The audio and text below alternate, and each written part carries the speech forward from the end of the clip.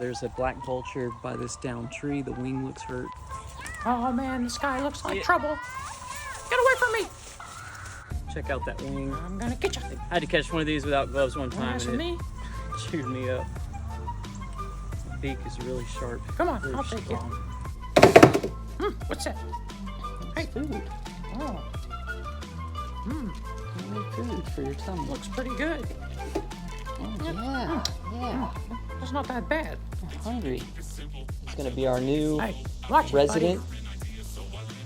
Just got him back from the vet, and multiple fractures on both wings that have healed. So it's really incredible, really remarkable that this bird survived I'll those survive injuries. you any and day. definitely wouldn't want to live in a world without vultures. They do so much for us. It's great that we can have one that can teach people that